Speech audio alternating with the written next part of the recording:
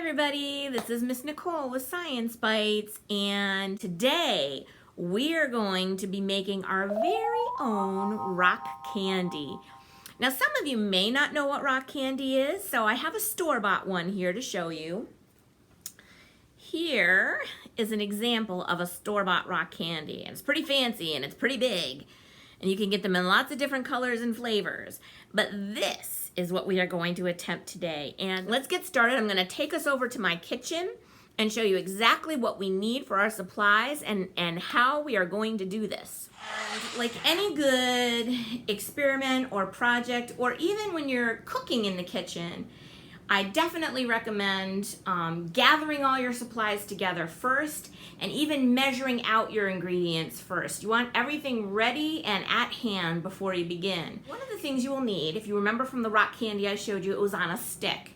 So we need some sort of a stick for our rock candy to grow on. Now some people use bamboo skewers, and you see them in the store for grilling and other things. They usually have a pointy end. I don't like the point. You can snip it off. But because I do a lot of baking, I happen to have some lollipop sticks on hand, and they work perfectly too. If you don't have any sticks on hand, you can even use a piece of yarn. Some people actually tie a piece of string to a pencil and dangle the string into a cup. So even if you don't have sticks, if you've got yarn and a straw or a pencil that you can tie it to, you can do that too. But I am going to use a lollipop stick. You're going to need some sort of spatula to stir your sugar and water solution together. Saucepan doesn't have to be very big. You need a measuring cup. I use my 1 cup measuring cup. It pretty much does the job for what we need to do. Plain clear glass here. I've used mason jars, some of the smaller mason jars. Those are great too. If you don't have a clear glass, that's okay. It's just a little easier to see some of what's happening if the glass is clear. You want to try and test to see if you can rest a clothespin on the top of your glass. That is the perfect size. That's how we are going to make sure that we balance our stick in our cup. So you might want to do a quick test to see if you can get a clothespin to sit on the mouth of your glass. If you were going to do a method where you use the yarn hanging from a pencil, then really any glass is going to work because you're going to sit that pencil on top with the string dangling down into the glass. Sugar, and this is particularly handy to have on hand. I like to use a funnel when I'm pouring my hot liquid mixture into my glass. So that's all of our supplies. So right now, the first thing we're gonna do is measure out 3 cups of sugar into a bowl and just set it aside. To this 3 cups of sugar, we are going to eventually use 1 cup of water, and that's the ratio you want to remember. Some people have slightly varied versions of this demonstration or experiment or recipe, however you want to refer to it. Most sources that I saw had a 1-to-3 ratio, so 1 cup of water to 3 cups of sugar. The tricky part about this is you have to sort of watch and adjust as you go along, because you may find that you're only going to use 2.5 cups of sugar, or just shy of 3 cups. If you have 3 or 4 glasses you can set aside and you can do a few different batches of this, that's for the best, because then you have some backups and you can do things a couple different ways if you're not sure about how you're doing it.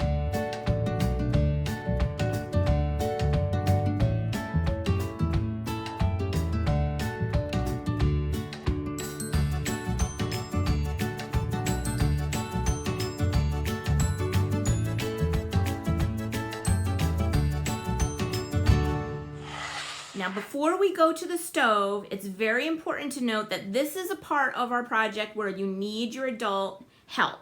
You need a mom or a dad or a grandma or a grandpa, or even an older teen sibling might be able to help you. Okay, so what you're looking for, in here I have 1 cup of water, and you want to bring it to a very gentle boil. You don't want it boiling big, just little bubbles.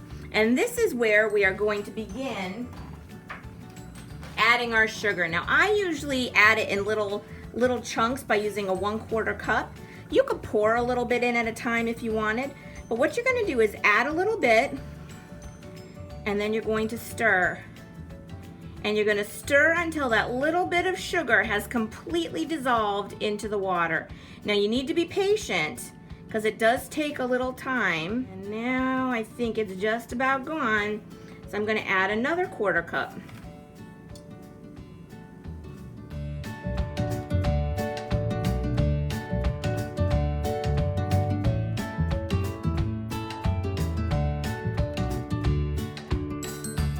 I think I see some little granules on the surface. So I think we're at the point where it doesn't want to dissolve anymore. So I'm going to go ahead and turn off the heat. And we actually left about, I'm going to say about 1/4 to 1/2 cup of sugar that we didn't use. So I'm going to take this off the heat.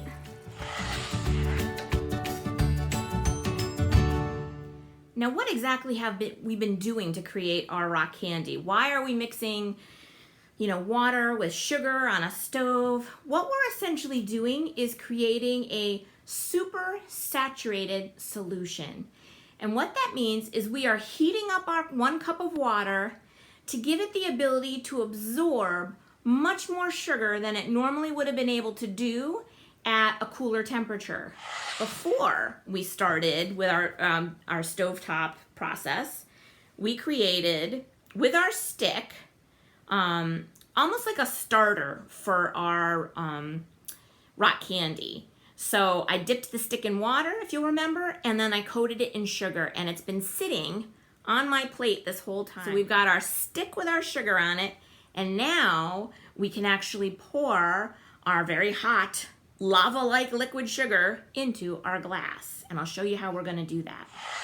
Now here is our saucepan with the liquid sugar, and you can see on the surface, I'm using a flashlight to point it out for you. You can see on the surface how there's some sugar that didn't dissolve. And that's how we knew it was time to stop. So even though I didn't use the full 3 cups, we knew it was time to stop heating up our sugar and water. So now we are going to transfer all of this into our glass. And this is where our funnel is super important. We're going to take our funnel, put it right in the top of our glass. And I'm going to use a ladle, at least at the beginning part. You can use a big spoon if you had it. You can try just pouring it right now, but I always like to get some of the liquid out of the pan before I pour. So what I'm going to do is take a ladle of the solution and pour it right into our funnel. And that makes sure that nothing is spilling over the sides. Now, I would also recommend that you put your glass on some sort of a placemat or a board, maybe a cutting board, something that handles heat very well, because this is also going to be very hot. And you don't want a glass full of very hot sugary stuff to be sitting in right out directly onto your table. Now here's where our clothespin comes in handy. This is just a regular old clothespin, and I'm actually going to have it grab the stick right in the smaller of the 2 holes. There's this bigger hole up front and this smaller hole here, and it's the perfect size for my stick. The stick should hang relatively into the center of the cup. Now you want to try and eyeball this a little beforehand. You don't want your stick to touch the bottom of the glass or the mason jar. You want it a little bit raised. So I can see right there that I'm going to want my clothespin right about here. So I'm going to put it into that hole I mentioned right about here. So you can see I've got it in that second hole. It's good and sturdy. And now I'm going to actually wait and let this cool for another 20 to 30 minutes. And once we've hit that 20 to 30 minute mark, I'm going to put my stick into the liquid. So now our liquid has been cooling. This is our super saturated solution. It has been cooling for about 30 to 45 minutes. And we are ready to now take our clothespin with our stick to just place it into our solution and balance our clothespin on top. And there we have it, ready to go. I'm already seeing some crystal formation. Get it close enough for you to see. You can already see on the stick that there are some little clumps of crystals forming, and that is exactly what we want to see. See that? So I think this is going to be a lucky one, and it's actually going to turn out very well.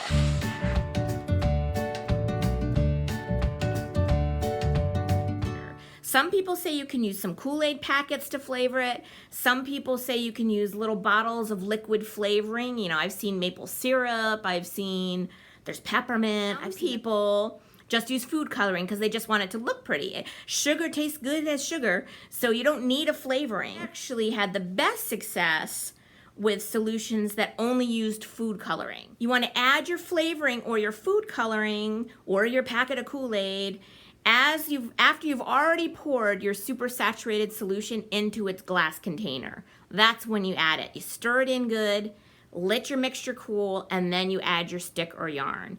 So that's when you want to make sure you add that stuff. Sometimes things don't go quite as expected, and I saved an early example of one of my fails. Even though I wasn't properly able to get a nice good rock candy on a stick from this, I did get a lot of crystal formation. You can see inside the jar, almost looks like a geode. All of that is crystallized sugar.